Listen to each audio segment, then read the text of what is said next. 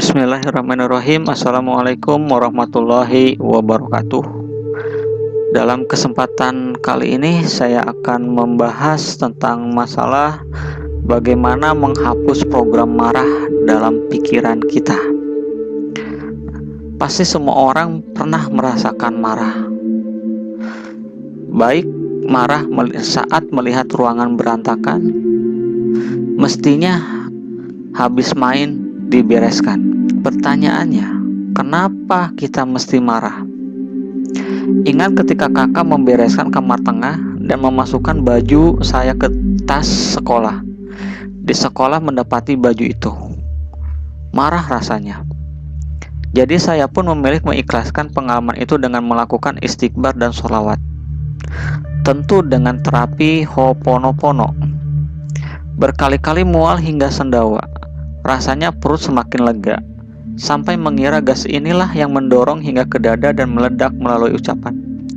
Jadi saat sendawa itu, hati pun semakin tenang, semakin nyaman. Marah selalu ada pemicunya. Jangan bilang gara-gara ini, gara-gara itu, sebab itu hanya pola. Pola pertama tercetak selalu saat kita masih kecil. Coba telusuri, periksa ke dalam.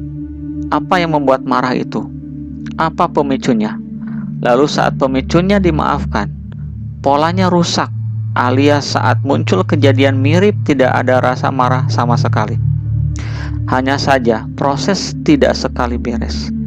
Saat saya melakukan terapi dan merasa nyaman, itu kenyamanan yang belum 100% tapi memang lega. Artinya butuh pengulangan lagi atau repetisi. Belum termasuk ingatan menjalar ke pengalaman lain yang ternyata lebih dalam dan saat diterapi seperti alot, sangat susah sekali. Dada masih saja terasa sesak, perut pun mual, tapi tidak sendawa, rasanya seperti ada yang mengganjal. Terus ucapkan, saya ikhlas, saya terima, saya pasrah ya Allah. Setelah mengucapkan afirmasi positif ke dalam diri kita, tetapi masih saja terasa sesak. Saat itu sempat terbersit, percuma, sudah aja. Tapi kemudian ingat dengan tetesan air yang mengenai batu hingga terbentuk cekungan pada batu. Tidak ada usaha sekecil apapun yang sia-sia. Selalu ada hasil sesuai kekuatan usaha itu. Tinggal masalah waktu. Jadi saya terus lanjutkan terapi. Paling lama adalah mengingat kebodohan diri sendiri di masa lalu. Mengingatnya saja sudah merasa malu. Sepertinya menonton diri yang begitu bodohnya kala itu. Tapi tetap mesti diikhlaskan.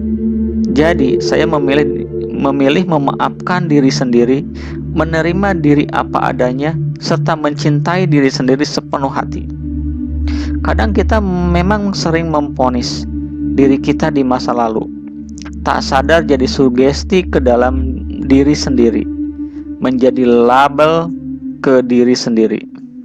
Repotnya, diri sendiri di dalam merasa tak ada yang mencintai, merasa tak ada yang mendukung, sehingga mudah meratapi diri sendiri semakin mencetak pola sedih dan mudah marah.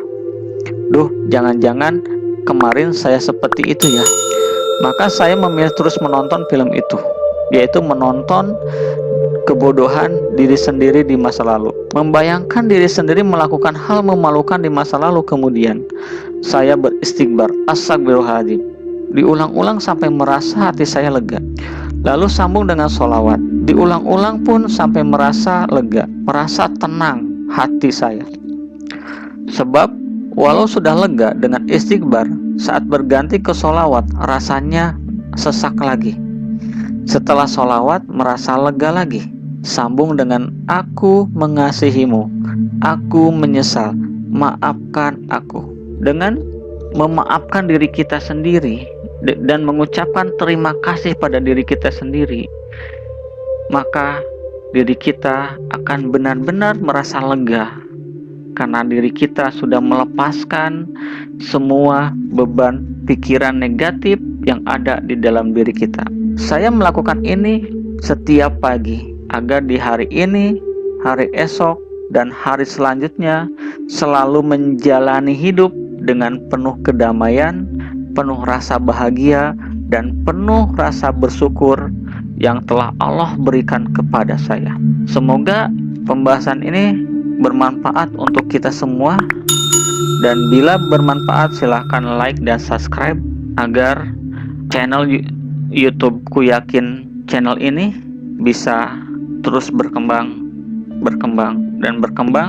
dan bisa bermanfaat untuk banyak orang. Akhirul kalam, wabillahi taufiq wal hidayah. Wassalamualaikum warahmatullahi wabarakatuh.